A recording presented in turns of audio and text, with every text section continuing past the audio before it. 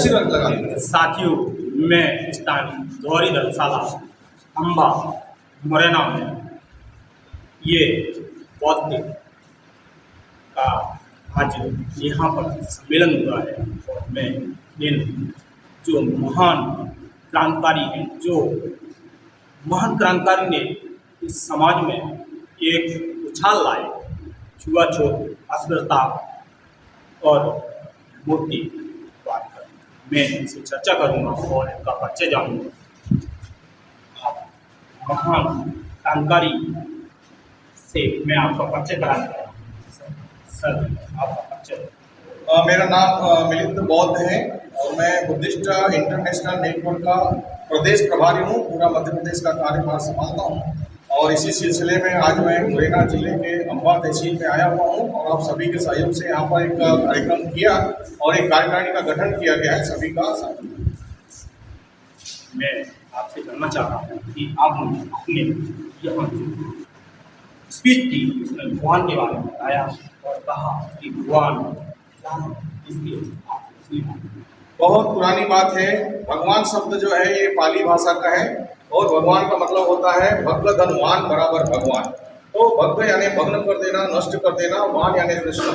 जिसने अपनी तृष्णाओं को भग्न कर दिया यानी राग द्वेष मोह को भग्न कर दिया, नष्ट कर दिया, उसे भगवान कहते हैं। और इसीलिए कहा जाता है, इसकी परिभाषा है भगवान की, भग्न रागो भग्न दोषो भग्न मोहो की भगवान।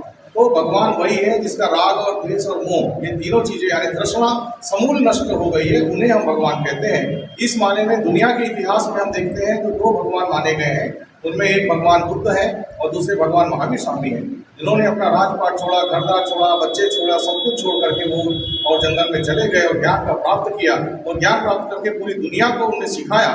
ये दुनिया में सिखाने वाले दो महापुरुष हैं जिन्होंने जो एक रास्ता दिखाया, जो रास्ता दिखाया उसको हम बोलते हैं एक संस्कृति, और उस संस्कृति का नाम है श्रमण संस्कृति।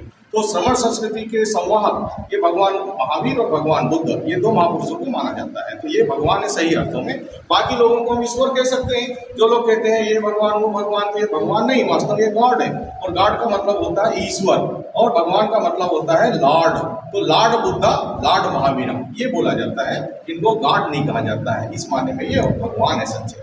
मैं आपसे जानना चाह रहा हूँ कि आपने अपनी स्पीच में कहा कि अस्पृश्यता, छुआछूत, हम इस छुआछूत को कैसे कम करेंगे और इसके लिए आप कैसे लाएं?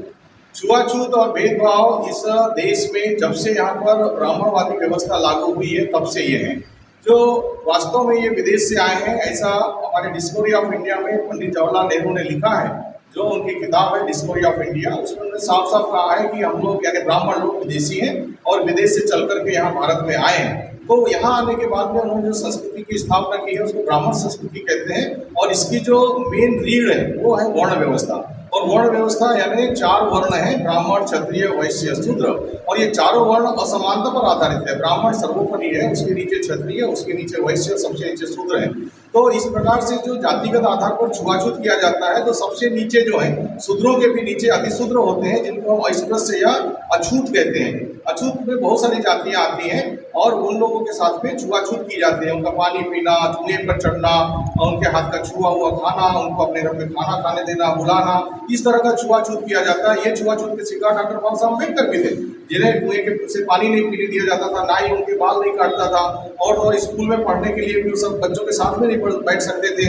उनका एक बार तो ऐसा हुआ कि टिफिन जो लोग खाने का डिब्बा लेकर गए थे वो छूने के लिए भी बाबा साहब को विरोध झेलना पड़ा।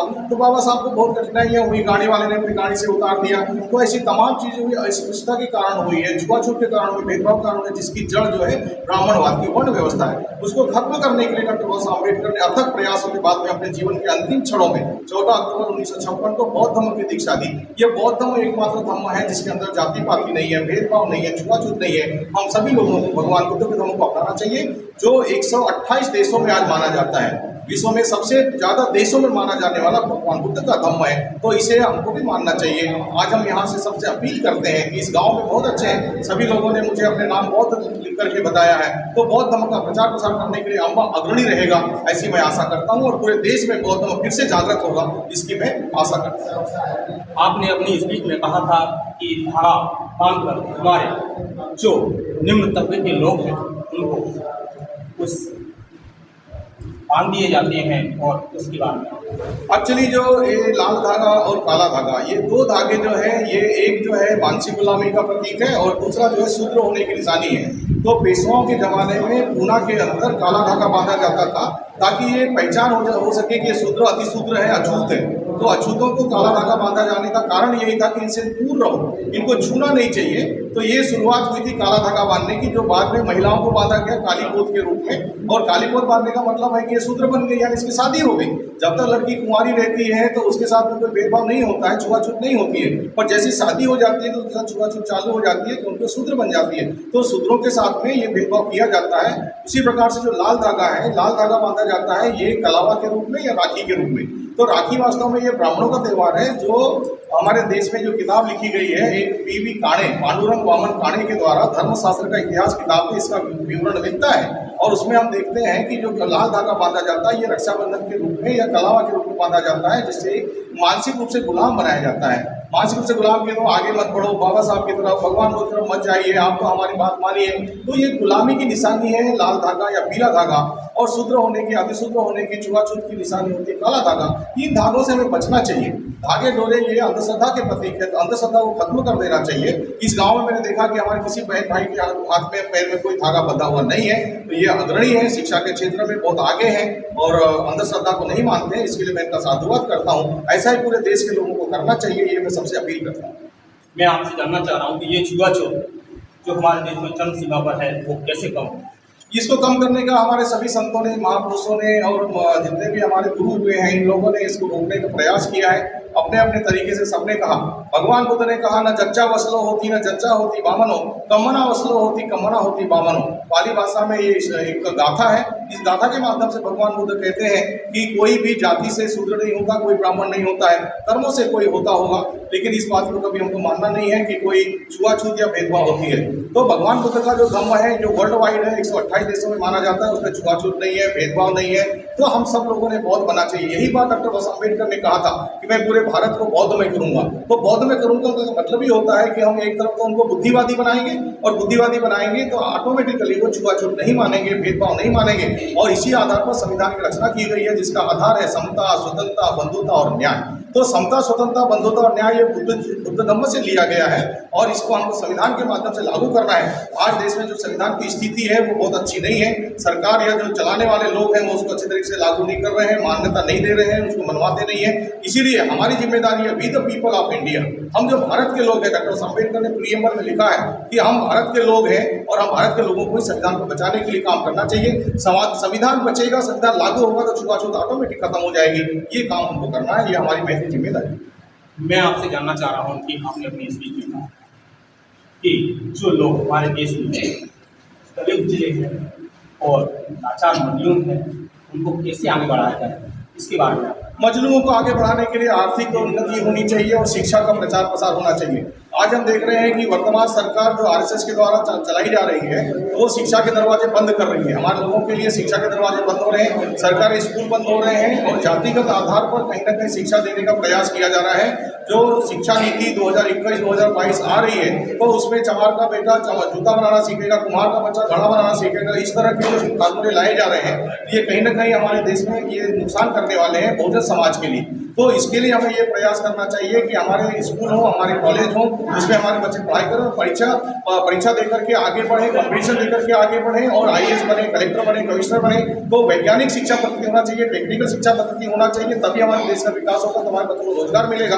रोजगार जब तक नहीं मिलेगा, आर्थिक स्थिति सुदृढ़ नहीं होगी, तब तक हम प्रगति नहीं कर सकते हैं। तो एक तरफ हम शिक्षा पर बल दें, शिक्षा के आधार पर, और उसके बाद में आर्थिक स्थिति सुधारने के लिए काम करें, तो हमारा देश का विकास हो पाएगा और हमारा देश विकास होगा तो हम सुखी रह पाएंगे। ये काम हमें करने की आवश्यकता है। मैं आपसे ये भी जानना चाह रहा हूँ कि हम जब उच्च पद बन जाते हैं, उच्च संत बन जाते हैं, तो हमारा दायित्व क्या होता है, हमारा सही मायने में अब क्या होता है, हम क्या होते हैं? मैत्री, करुणा, मुदिता और उपेक्षा, ये 4 ब्रह्म विहार माने गए हैं। तो मैत्री करना है, मित्रता करना, बौद्ध धर्म का ये प्रतीक है। बौद्ध धर्म के ये 4 ब्रह्म ज्ञान माने गए हैं। तो जो व्यक्ति सही माने में बौद्ध बन जाते हैं, बौद्ध की शिक्षा को जब मानते हैं तो उनके अंदर ये 4 गुण डेवलप हो जाते हैं। मैत्री करना, लोगों के ऊपर करुणा करना, दया करना और अपने अंदर में उचितता का भाव लाना, समता का भाव लाना और उपेक्षा के आधार पर सबको बराबरी का बर्ताव करना, सबको बराबर मानना। जब बौद्ध धर्म के अंदर इतने अच्छे गुण हैं जिसको 128 देश के लोग मान करके जापान जैसा देश सबके आगे सेकंड वर्ल्ड वॉर में हिरोशिमा नागासाकी के ऊपर बमबार्डिंग होती है अमेरिका के द्वारा और वो पूरा देश तहस-नहस हो जाता है, पूरा शहर तहस-नहस हो जाता है, वो तरक्की करता है तो बुद्ध के मार्ग पर चल के करता है। तो आज जब जापान जैसा देश तरक्की कर सकता है बुद्ध धर्म के मार्ग पर चल करके, तो हम लोग भी कर सकते हैं। तो भारत में बौद्ध धर्म की आवश्यकता है, जो सही माने में बौद्ध धर्म का प्रचार भारत में होना चाहिए, वो आज तक हुआ नहीं है, उसे करने की आवश्यकता है। हम सब मिलकर के करेंगे तो हो जाएगा। मैं आपसे जानना चाहता हूँ कि जीवन में एक मुझे इसके बारे में पूरी जानकारी नहीं है। मार्शल आर्ट वाला धर्म वहाँ पर शेरों को भी पाला जाता है और मार्शल आर्ट अपनी इंडिया में ये प्रथा बहुत के साथ क्यों नहीं हो रही है, इसमें क्या कारण है? उसका कारण यही है कि यहाँ पर सही माने में बौद्ध धर्म का पालन नहीं हो रहा है, मार्शल आर्ट का पालन नहीं हो। मार्शल आर्ट तो सिखाने से सीखते हैं, कुछ जगह मार्शल आर्ट सिखाया जा रहा है, जूडो कराटे सिखाए जा रहे हैं, कुछ जगह हो रहा है। ये वास्तव में बुद्धिस्ट पद्धति है। जब पहले पुराने जमाने में हमारे बहुत बिल्कुल जंगलों में रहते थे तो जानवरों से और शेरों के साथ में मैत्री के साथ में रहना और जूडो कराटे जानना, तो ये दोनों चीजें जरूरी है। एक तरफ मार्शल आर्ट, दूसरा मैत्री। तो मैत्री ऐसा भाग है जिसमें हमारे शेर को भी हम बस में कर सकते हैं, सांप को बस में कर सकते हैं। ऐसे अनेक हमको दृष्टांत मिलते हैं भगवान बुद्ध के काल में कि शेर भी आते थे, भगवान बुद्ध की सेवा करते थे, हाथी आते थे, तमाम तरह के जानवर आते थे और मैत्री बल के आधार पर भगवान ने हाथी, नालागिरी जैसा हाथी, नालागिरी जैसा जो पागल हाथी था जिसको देवदत्त ने अजातशत्रु के कहने पर उनको मारने के लिए छोड़ा गया था। तो एक हमको एक गाथा मिलती है, नालागिरी गजवरं अतिमत भूतं लाभागी चाकमसनी वसुधारुणंतं मे कंबुसे कविदिना चितवा मुनिंदो तं तेजसा भवतु ते जय मंगलानि।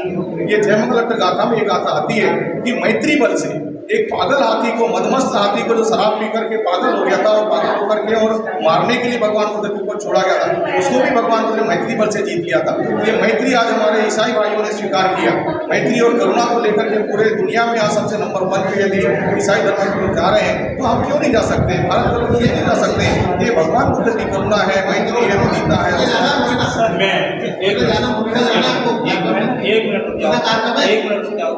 मैं आपसे जानना चाह रहा हूँ कि एक अफवाह उड़ाई गई कि जो लोग क्लोज कर चला हिंदुत्व में है और भी 1956 में बाबा साहब उसमें ये बताया गया था कि जो हिंदुत्व को मानेगा उन्हीं को आरक्षण देना मेरे सही है या गलत है, इसके बारे में जानना चाहता हूँ। मैं काफी दिन से लोगों की बात सुन रहा हूँ, मैं ये जानना चाहता हूँ। नागपुर की दीक्षा भूमि पर 14 अक्टूबर 1956 को बाबा साहब ने कहा था कि किसी के मन में ये शंका हो सकती है कि बौद्ध धर्म लेने के बाद उनके रिजर्वेशन का क्या होगा, उनके आरक्षण का क्या होगा। तो बाबा साहब ने अपने कोट की जेब में हाथ डाला था, ऐसा हाथ डाल कर कहा था कि ये रिजर्वेशन मेरे जेब में है, मैं कभी भी आपको दे दूंगा। तो रिजर्वेशन जातिगत आधार पर नहीं है, बल्कि ये धर्म के आधार पर नहीं है, जातिगत आधार पर है। तो जातियाँ जब तक रहेंगी तो रिजर्वेशन रहेगा, जातियाँ खत्म हो जाएंगी तो रिजर्वेशन खत्म हो जाएगा। तो हिंदू रहना कोई जरूरी नहीं है, उसके लिए क्रिश्चियन को भी मिलता है, ईसाई को भी, ईसाई यानी क्रिश्चियन को मिलता है, सिखों को भी मिलता है और बौद्धों को भी रिजर्वेशन मिलता है। रिजर्वेशन के हिंदुओं को ही मिलता है। आपसे अपने चैनल के माध्यम से आपकी जो आवाम है, जनता है, उसको कोई संदेश देना चाहते हैं? हाँ, मैं यही संदेश दूंगा कि भगवान बुद्ध के मार्ग पर चलें, पंचशील का पालन करें, तीसरण का आचरण करें और आचरण करके ही धर्म को आगे बढ़ाया जा सकता है। खाली भाषण देने से या सिर्फ बोलने से काम नहीं चलेगा, आचरण में उतारें। मैं हत्या नहीं करूंगा, मैं चोरी नहीं करूंगा, मैं व्यभिचार नहीं करूंगा, मैं झूठ नहीं बोलूंगा, मैं नशा पानी नहीं करूंगा। ये 5 सील है जो हमें ऊपर बढ़ाते हैं और हमारी तरक्की के मार्ग हैं। तो इस मार्ग पर चलें, सभी से यही अपील है। धन्यवाद। सब्सक्राइब शेयर करें, कमेंट करें और सर को फॉलो करें। ये बहुत बड़ा जानकारी है, ये हमारे समाज को बहुत आगे दिखाएंगे। इसके लिए मैं तहे दिल से सर का आभार करना चाहता हूँ। चैनल को सब्सक्राइब